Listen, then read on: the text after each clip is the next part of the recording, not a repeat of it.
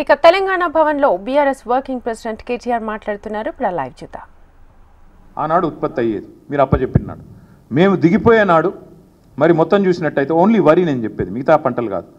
1,18,00,000 ఎకరాల్లో సాగైతున్నది, 2,60,00,000 టన్నులు ధాన్యం పండుతున్నది, వరి ధాన్యం. అంటే ఎక్కడ మీరు అప్పచెప్పినాడు 34 లక్షల ఎకరాలు, ఎక్కడ 1,18,00,000 ఎకరాలు, ఎక్కడ 68 లక్షల టన్నులు, ఎక్కడ 2,60,00,000 టన్నులు. ఇది వ్యవసాయ విస్తరణ జరిగిందా లేదా, కాళేశ్వరం పనికొచ్చిందా లేదా, మిషన్ కాకతీయ కమిషన్ కాకతీయ అయ్యిందా? ఈ సొల్లువాగుడు వాగిన సన్నాసులందరూ దయచేసి కాంగ్రెస్ మిత్రులు చదువుకోండి, మీ ప్రభుత్వం ఇచ్చిన రిపోర్ట్ నేను కోరుతా ఉన్నాను. ఐటీ ఎక్స్పోర్ట్స్ ఆనాడు తెలంగాణ రాష్ట్రం ఏర్పడ్డ నాడు ఐటీ ఎక్స్పోర్ట్స్ మీరు మాకు అప్పచెప్పినాడు 57,000 కోట్లు. మేము దిగిపోయినాడు ఐటీ ఎక్స్పోర్ట్స్ 2,41,000 కోట్లు. ఆనాడు ఐటీ రంగంలో మొత్తం మీరు దిగిపోయినాడు మాకు అప్పచెప్పినాడు ఐటీ రంగంలో ఈ రాష్ట్రంలో ఉద్యోగులు 3,23,000. మేము దిగిపోయినాడు 10 లక్షలు, అంటే 3 రెట్లు. అటు వ్యవసాయం పెరిగింది, ఇటు ఐటీ పెరిగింది. అట్లాగే మీరు ఆఖరికి యాదవ సోదరులకు కుర్మ సోదరులకు మేము గొర్రెలు పంచి పశు సంపద జీవ సంపద పెంచే ప్రయత్నం చేస్తుంటే, దానికి కూడా బీసీలను బలోపేతం చేసే ప్రయత్నం చేస్తుంటే దాని మీద కూడా చిల్లర మాటలు మాట్లాడారు. కానీ ఇది మీరు ఇచ్చిన రిపోర్ట్. షీప్ ప్రొడక్షన్లో number 1 in the country Telangana, జీవ సంపదలో number 1 in the country Telangana.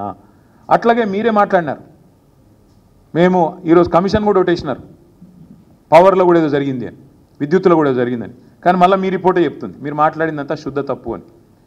Per capital power consumption ఎట్లా పెరిగింది, ఎట్లా విద్యుత్ స్థాపిత సామర్థ్యం పెరిగింది, ఇది నివేదిక. ఎట్లా పెరిగింది ఆనాడు ఎంతుండే మీరు మాకు అప్పచెప్పినాడు పర్ క్యాపిటల్ ఎనర్జీ కన్జంప్షన్ 1,356 యూనిట్లు. మేము దిగిపోయినాడు ఎంతుంది 2,349 యూనిట్లు. మరి ఎట్లా పెరిగింది ఇది? వ్యవసాయ విస్తరణ జరిగింది, అట్లాగే పరిశ్రమల విస్తరణ జరిగింది, గృహాలలో కన్జంప్షన్ పెరిగింది, నాణ్యత పెరిగింది విద్యుత్తుది, కాబట్టి కన్జంప్షన్ కూడా పెరిగింది. ఇవన్నీ కూడా మీ రిపోర్టే చెప్తా ఉంది. ఇంకొక 2 మాటలు మాత్రం మీకు చెప్తాను నేను. ఫ్యాక్టరీస్ ఇది చూడండి దయచేసి, ఎట్లా పారిశ్రామిక విస్తరణ జరిగింది. ఐటీ ఒక్క రంగమే కాదు, పారిశ్రామిక విస్తరణ ఎట్లా జరిగింది, ఎన్ని ఫ్యాక్టరీలు, మ్యానుఫ్యాక్చరింగ్ రంగం, ఉత్పత్తి జరిగింది, ఎట్లా జరిగింది. ఇక్కడ ఈ రిపోర్ట్లో ఏం రాశారంటే నెంబర్ ఆఫ్ ఫ్యాక్టరీస్ ఎన్ని ఉన్నాయి అని చూస్తే మనకంటే పెద్దదైన రాష్ట్రాలు 6: తమిళనాడు, గుజరాత్, మహారాష్ట్ర, ఉత్తరప్రదేశ్, ఆంధ్రప్రదేశ్, కర్ణాటక. వాళ్ళ తర్వాత మన స్థానం, నెక్స్ట్ మనమే. అంటే వీళ్ళకి మనకంటే జనాభాలో సైజులో భౌగోళికంగా చాలా పెద్ద రాష్ట్రాలు. కానీ మీ రిపోర్ట్ చెప్తున్నది తెలంగాణలో పారిశ్రామిక విస్తరణ కూడా అద్భుతంగా జరిగింది. వాస్తవాలు ఇట్లా ఉన్నాయి. అంటే దేశ జనాభాలో 2.8% ఉన్న తెలంగాణ 5.1% సంపద ఈ దేశానికి అందిస్తున్నది, ఇది వాస్తవం. జిఎస్డిపిలో గ్రోత్లో తెలంగాణ భారతదేశంలో నెంబర్ 1, ఇది వాస్తవం. సంపద సృష్టించడంలో తెలంగాణ ప్రభుత్వం కేసీఆర్ నాయకత్వంలో అద్భుతంగా పనిచేసింది, ఇది వాస్తవం. 10 ఏళ్లలో కొత్తగా దాదాపు 80 లక్షల ఎకరాలు సాగులోకి వచ్చినాయి, ఇది వాస్తవం. మీ రిపోర్ట్ చెప్తున్నది. వ్యవసాయంలో జరిగిన అభివృద్ధి గురించి అయితే పుంకాలుగా కాళేశ్వరం వల్ల జరిగిన లాభం, మిషన్ కాకతీయ వల్ల జరిగిన లాభం మీ నివేదికనే చెప్తా ఉంది, వాస్తవాలు, ఇది కరెక్టు. కాంగ్రెస్ వాళ్ళు రిపోర్ట్ చదవండి. దేశ తలసరి ఆదాయంలో ఇవాళ అగ్రభాగాన తెలంగాణ ఉన్నది. 1,84,000 నుంచి 3,56,000కు జాతీయ సగటు కంటే డబల్ ఉన్నది అని మీ నివేదికనే చెప్పిన మాట వాస్తవం. మోదీ గారు తలకిందులు తపస్సు చేసినా, రాహుల్ గాంధీ గారు మరొక 100 జోడో యాత్రలు చేసినా ఇది సాధించలేరు అనేది కూడా వాస్తవం. అట్లాగే తెలంగాణలో గత 10 సంవత్సరాలుగా కేసీఆర్ గారు అకుంఠిత దీక్షతో మొక్కవోని పట్టుదలతో ఒక అభివృద్ధి యజ్ఞం చేసినారు, ఇది కూడా వాస్తవం అని మీ నివేదికనే చెప్తా ఉంది. అట్లాగే 2014-15లో 5 లక్షల కోట్లున్న రాష్ట్ర సంపద ఇవాళ 15 లక్షల కోట్లు అయిందని మీ నివేదికనే కుండబద్దలు కొడుతున్నది, ఇది కూడా వాస్తవం. 10 ఏళ్ల కిందట ధాన్యం ఉత్పత్తి 68 లక్షల టన్నులుంటే ఈరోజు 2.60 లక్షల కోట్లు, అంటే 260 లక్షల టన్నులుగా పెరిగింది అని మీ నివేదికనే చెప్తున్నది, ఇది వాస్తవం. పాల ఉత్పత్తి అది కూడా మీ నివేదికనే చెప్తున్నది. 42 లక్షల టన్నుల నుంచి 57 లక్షలు పెరిగిందనేది కూడా మీ నివేదికనే చెప్తా ఉన్నది. మాంసం ఉత్పత్తి 5 లక్షల టన్నుల నుంచి 10 లక్షల టన్నులు డబల్ అయింది, అది మీ నివేదికనే చెప్తుంది. గొర్రెల ఉత్పత్తిలో జీవ సంపదలో నెంబర్ 1 భారతదేశంలో తెలంగాణ, అది మీ నివేదిక అని చెప్తున్నది.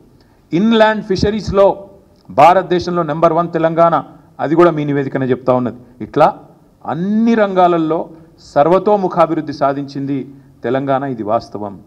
ఇంకా ఒక్క మాటలో చెప్పాలి అంటే accidental chief minister Revanth Reddy గారు అడ్డిమారి గుడి దెబ్బలు అయినవు, ఇప్పటికైనా ఈ సొల్లు బంద్ చేయి. ఇప్పటికైనా తెల్లారలేస్తే కేసీఆర్ని తిట్టుడు, రంకలేసుడు, బూతులు మాట్లాడుడు, దివాలాకోరు మాటలు మాట్లాడుడు, తెలంగాణను శపించుడు, తెలంగాణను తెల్లారలేస్తే దూషించుడు బంద్ చేయని చెప్తా ఉన్నాం. నేను ఊరికేనే అనట్లేదు, ఏదో దుగ్ధతో మాట్లాడట్లేదు. తెలంగాణను ఎవరు తిట్టినా, తెలంగాణను ఎవరు దూషించినా, తెలంగాణను ఎవరు కించపరిచినా ఇదే పద్ధతిలో జవాబిస్తాం. ఎందుకంటే నువ్వు సిగ్గులేనోడివి కాబట్టి, మూర్ఖుడు కాబట్టే తెలంగాణను ఒక క్యాన్సర్ రోగితో పోల్చినావు, తెలంగాణ ఒక వ్యాధిగ్రస్తమైన రాష్ట్రంగా మాట్లాడినావు. అందుకే నేను అంటున్నాను, నువ్వు మూర్ఖుడివి, చదువుకో. నీ సొంత సహచరుడు, నీ ఉప ముఖ్యమంత్రి, నీ డెప్యూటీ ఇచ్చిన నివేదిక చదువుకో, సిగ్గు తెచ్చుకో, బుద్ధి తెచ్చుకో అని చెప్తా ఉన్నా. ఇంకొక మాట కూడా నేను చెప్తా ఉన్నా, మరి మేమేమో ఇంత పని చేసినాం, నువ్వేం పని చేసినావు ఈ సంవత్సరంలో, అది కూడా చెప్తా. ఏం చేసినావంటే ఈ సంవత్సరంలో ఈ సన్నాసి చేసిన పని, ఇగో ఇది కూడా వాళ్ళ నివేదికనే, మాది కాదు. ఈ సన్నాసి చేసిన పని ఆయన ఉప ముఖ్యమంత్రి గారు బయటపెట్టినారు. ఇక మేము దిగిపోయే నాడున్న రేషన్ కార్డుల సంఖ్య 89,97,000, అంటే దగ్గర దగ్గర 90 లక్షలు. 89,97,000 అని ఆయనే చెప్పిండు మేము దిగిపోయినాడు. మరి కొత్తగా వీళ్ళు ఏమని ఇచ్చిండ్రా, యాజ్ ఆన్ ఆయన చెప్పిన లెక్క 31/8/2024, ఇంకా తర్వాత ఎన్ని కట్ చేసిరో తెలియదు, దాదాపు 1,00,000 కార్డులు తొలగించినామని చెప్పిండు ఆయన. కొత్త ఇయ్యలే, ఉన్నాయి కట్ చేసిరు. ఇది నేను చెప్పలే, నిన్న బట్టి విక్రమార్కి ఇచ్చిన రిపోర్ట్ ఇది. ఇగో ఈ సన్నాసి చేసిన పరిస్థితి ఏంటంటే, ఇగో 1,00,000 రేషన్ కార్డు, 1,00,000 పైచిలకు రేషన్ కార్డులు తొలగించిండు. ఇంకొక మాట చెప్తున్నా, తొలగించడమే కాదు, ఇవాళ పేపర్లలో వార్తలు ఎంత కిరాతకం అంటే, వీళ్ళు చెప్పే ఎంత దిక్కుమాలిన మాటలు అంటే, ముఖ్యమంత్రి అనేటోడు ఇన్ని పచ్చబద్దాలు చెప్తాడని ప్రపంచంలో ఎవరు అనుకోరు. ఇదే ముఖ్యమంత్రి చెప్పిన అబద్ధాలను కూడా బట్టి విక్రమార్క గారు ఎండగట్టి ఉతికి ఆరేసినారు. ముఖ్యమంత్రి ఎక్కడ పోతే అక్కడ వాగుతున్నాడు. ఏమని, అప్పులకు మిత్తిలకే నెలకు 6,500 కడుతున్నా అని చెప్పిండు. ఇది వాళ్ళ రిపోర్ట్, ఇది కూడా ఆ రిపోర్ట్లకి వెళ్ళి నేను కోట్ చేస్తున్నా. మీకు ఈ కాపీ మొత్తం ఇస్తా, నేను చెప్పింది ఏది తప్పైనా ఏ శిక్షకైనా సిద్ధం. ఇది వాళ్ళ రిపోర్టు. ఇందులో ఏం రాసిండ్రు, ఇగో ఇది వాళ్ళ రిపోర్టు. దీని ప్రకారం government of Telangana state accounts as of January 2025, అంటే పోయిన నెల ఈ రిపోర్ట్. ఇందులో ఏం రాసిండ్రు, మిత్తిలకు ఎంత కడుతున్నామని రాసిండ్రు తెలుసా? పోయిన 10 నెలలు మొత్తం ఇప్పటిదాకా కట్టింది ఎంత అంటే 22,056 కోట్లు. 22,056 కోట్లు. నెలవారీ లెక్క కూడా ఇళ్ళనే ఇచ్చిండు. పాపం బట్టి విక్రమార్క అమాయకంగా ఇరుక్కున్నాడు, ఆయన ఉద్యోగం ఉంటుందో పిక్తుందో కానీ ఇగో నెల నెల కూడా ఇచ్చిండు. నెల నెల మిత్తి ఎంత కట్టినాం ఏం చెప్పిండు ఇలా? పోయిన ఏప్రిల్ 24లో కట్టిన మిత్తి 1,865 కోట్లు, మే నెలలో 3,700 కోట్లు, జూన్లో 5,000 చిల్లర కోట్లు.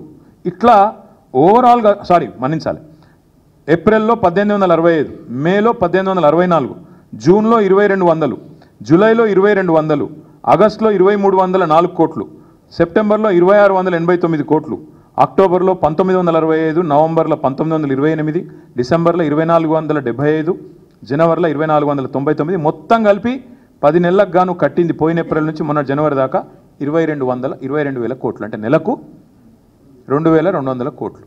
మరి 6,500 కోట్లు అని చెప్పిన బోగస్ ముఖ్యమంత్రి సిగ్గు లేకుండా నెలకు 4,300 కోట్లు అదనంగా కడుతున్నా అంటే ఏడబోతున్నాయి అవన్నీ? టకీమని రైతుల ఖాతాలను అయితే పడతలేవు, టకీమని తులం బంగారం అయితే వస్తలేదు. మరి టకీమని రాహుల్ గాంధీ ఖాతాలో పడుతున్నాయో ఢిల్లీలో చూడాలి.